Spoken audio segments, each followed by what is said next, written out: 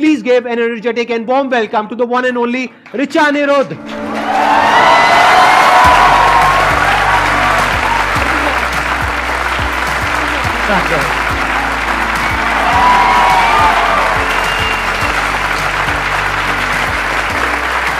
Please, बैठिए। हाँ।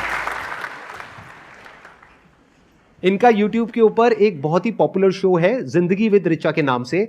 और आपको एक बहुत इंटरेस्टिंग बात बताता हूं, आज से आई थिंक 12-13 साल पहले मैं आया था आपके शो में। 2009 में मैं इनके शो में गया था।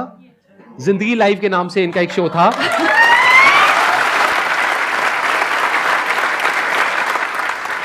इससे पहले कि ऑडियंस आपसे कुछ क्वेश्चंस पूछे, मैं आपसे जानना चाहूंगा कि ये जो पूरी आपकी जर्नी है, अगर उसके बारे में आप थोड़ा सा बताएं मेरे को कि शुरुआत कहां से हुई और कहां से आपके अंदर ये इंस्पिरेशन आई कि जर्नलिज्म में रहने के बावजूद भी मुझे कुछ पॉजिटिव करना है। 2002 आई जॉइंड जी।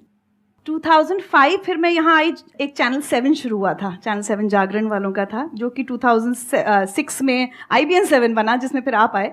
2007 में जिंदगी लाइव आ गया मेरी ज़िंदगी में, और जिंदगी लाइव नहीं आता तो शायद मैं जर्नलिज्म छोड़ के भाग जाती, क्योंकि 2006 तक आते आते मैं फ्रस्ट्रेट भी होने लगी थी कि हम क्यों, उसके पीछे क्या रीजन है?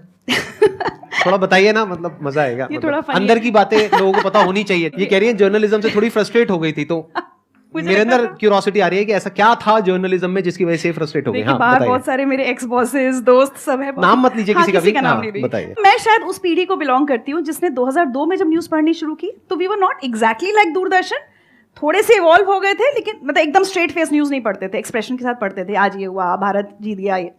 लेकिन जितना आजकल चिल्ला रहे हैं वो पिच हमारी कभी नहीं थी।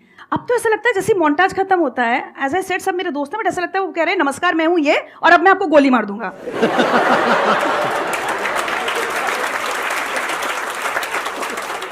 लेकिन मैं ये कह सकती हूँ कि हम वो गुनहगार हैं जहां से इसकी शुरुआत हुई थी। हमारे टाइम पे वो सांप बिच्छू वाली स्टोरीज नहीं चलती थी, यहाँ बिच्छू और या फिर प्रिंस गड्ढे में गिरा है वाली स्टोरी सबको याद होगी ना। वो शुरुआत थी ये इस तरह से कि एक खबर पे 24 घंटे लाइव चल रहा है, एंकर भी स्टूडियो में लाइव है, मतलब तब तक नहीं चला था। आस्क मी, मैं एंकर थी। टॉक बैक में आवाज आ रही है, कैलाश खेर लाइन पे हैं। अब ठीक है, बच्चा गड्ढे में गिरा है, उसके रेस्क्यू ऑपरेशन चल रहे हैं, अब कैलाश खेर से मैं क्या पूछूं ऐसे में? तो मैं इशारा कर रही हूँ कि क्या पूछूं? नहीं गाना गवाओ, गाना, क्योंकि अब टाइम पास करना है, आपके पास कुछ। मैं कह रही हूँ कैलाश जी आपको पता है, वो कह रहे हैं जी। मैं कहा कैलाश जी कुछ गा दीजिए बच्चे के लिए। आप समझ, अब इस ट्रेजेडी में कॉमेडी हो रही है टोटल, और and I have to maintain a straight. और उन्होंने गाया, टूटा टूटा एक परिंदा ऐसे।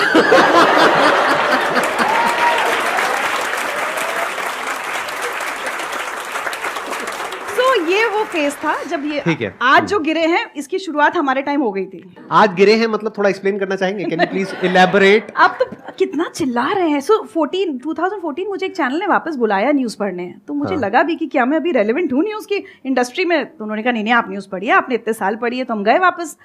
एक साल बाद जब वो कॉन्ट्रैक्ट रिन्यू होने का टाइम आया ना, मैंने कहा मुझे नहीं करना रिन्यू, क्योंकि मुझे समझ में आ गया कि मैं नहीं कर सकती अब ये।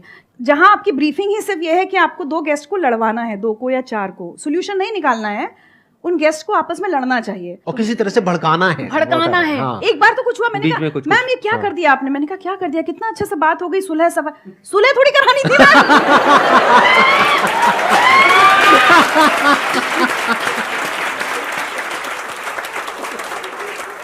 एंड फिर मैंने 2015 was like the end of reading news, but उस बीच 2007 से 2014 तक जिंदगी लाइव आ गया, तो कम से कम मैं टिकी रही वहां पर जहां मैं थी। और वहां पे आई एम नॉट श्योर आप में से कितने लोगों ने देखा है, कितनों ने नहीं देखा है, बड़ा ही कमाल का इनका वो शो था जिंदगी लाइव, जहां पर मैं गया था। वहां की जो एनर्जी थी, जो ऑरा था, जो वाइब्स थी वहां की, उसकी शो की, सेट की, दैट वाज अमेजिंग।